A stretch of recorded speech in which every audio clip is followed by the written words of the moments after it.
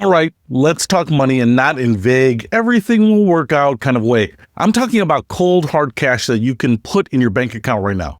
Because while you can't control the fact that you got laid off, you absolutely can control how much money you walk away with.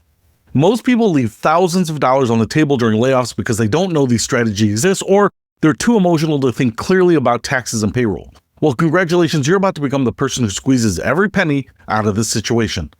Let's start with severance packages, because not all severance is created equal. If your company is offering you severance, and not everyone gets it, so if you do, consider yourself lucky, you need to understand what you're actually getting.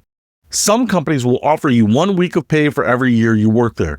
Others might give you a flat amount. Some might offer benefits continuation, others just cash. Here's what most people don't realize. This is often negotiable, especially if you're not a junior employee. Think about it from your employer's perspective. They want you gone quietly, professionally, and without any drama. That's worth something to them. If you've been there for several years, if you have relationships with clients, if you know where the bodies are buried, metaphorically speaking, you have some leverage. You can't negotiate the fact that you're being laid off, but you might be able to negotiate an extra week or two of severance, extended benefits, or a better reference letter.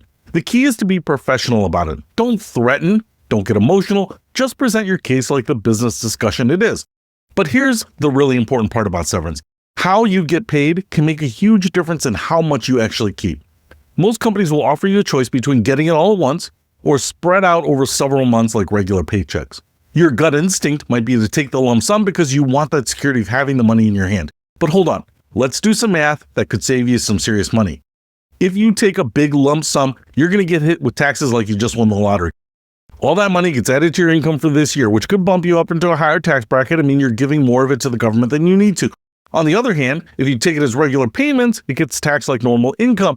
Plus, if you're going to be unemployed for a while, these monthly payments might keep you in a lower tax bracket next year. But wait, there's more. If you take the payments instead of the lump sum, you might be able to double dip legally. Some states will let you collect unemployment benefits while also receiving severance payments, as long as the severance is being paid out over time rather than as a lump sum. Now, I need to tell you something important. This varies by state, and the rules change sometimes. You absolutely need to check with your state's unemployment office about this. But if you can pull it off legally, you're basically getting paid twice to be unemployed, which is pretty sweet revenge. Speaking of taxes, let's talk about something most people never think about: your final paycheck withholdings. This is where you can potentially put hundreds of extra dollars in your pocket right now. But here's the deal. Your employer has been taking taxes out of your paycheck all year based on your W-4 form. But that form assumes you're going to work the whole year at this job. Plot twist, you're not. If you're getting laid off, say in March, your employer has been withholding taxes as if you're going to make your full annual salary. But you're only going to make 3 months of salary from this job. See where I'm going with this? You might be able to adjust your W-4 withholdings for your final paycheck to keep more money in your pocket now, then settle up with the IRS next April. This is completely legal, but you need to be smart about it. And if you don't have a lot of income coming in from the rest of the year, you actually might get money back at tax time. If you know you're going to have lower income this year because of the layoff, you can potentially claim more allowances on your W-4 for your final paycheck. This means less money getting taken out for taxes and more going into your pocket.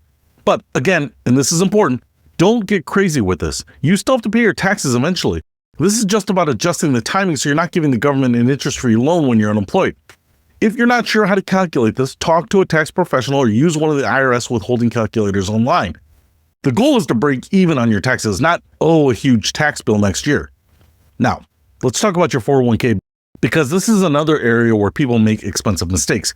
When you leave a job, you have several options for your retirement money, and some of them are way better than others. You can leave it where it is, roll it over into an IRA, or roll it over to your new employer's 401k when you get a job, or cash it out. The last option is almost always a terrible idea unless you're in serious financial trouble, because you'll pay taxes plus a 10% penalty on the whole amount. Most of the time, rolling it over to an IRA gives you the most control and the best investment options. But don't rush this decision. You usually have plenty of time to figure it out. Here's something else about 401k plans that many people forget. If your company was matching your contributions, make sure that final match gets processed. Some companies do their matching monthly, others do it quarterly. If you're leaving right before a match payment, you want to make sure that you're not walking away from free money. And if you have any stock options or restricted stock, pay attention to the vesting schedule and exercise deadlines. Getting laid off can accelerate some vesting schedules, but it can also start the countdown timers on when you need to exercise your options. Don't let valuable stock options expire because you forgot about them. Now, let's talk about health insurance, because this is where a lot of people panic and make expensive decisions. COBRA lets you keep your current health insurance, but you have to pay the full premium, the part you were paying, plus the part your employer was paying. This is usually way more expensive than it was coming out of your paycheck, like shockingly expensive.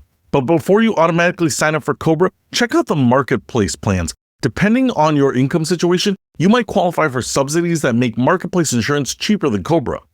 Here's a strategy most people don't know about. You have 60 days to elect COBRA coverage, and if you elect it, it's retroactive to when your employer coverage ended. So you can actually go without insurance for a little while, see if you find a new job quickly, and then elect COBRA retroactively if you need medical care during that gap.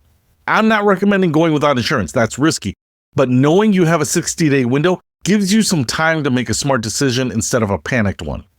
One more money tip that could save you thousands. If your company offers any kind of flexible spending accounts for healthcare or dependent care, use that money before you leave. That's your money that you already paid taxes on, but if you don't use it, you lose it. Got money in your FSA? Time for that eye exam you've been putting off, or stock up on contact lenses, or finally get those prescription sunglasses. Dependent care FSA? Pay your daycare bill early. This is use it or lose it money, so use it. Here's the bottom line. Getting laid off is going to cost you money in the long run, but it doesn't have to cost you more money than necessary right now. Every dollar you can optimize in your final paycheck and severance is a dollar that buys you more time to find the right job instead of just any job. In our next module, we're going to talk about filing for unemployment insurance.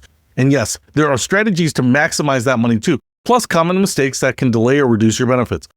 Because if you're going to be unemployed, you might as well be really good at it. But first, go handle your money situation like the strategic, informed person you are now. Your future employed self will thank you for every dollar you squeezed out of this deal.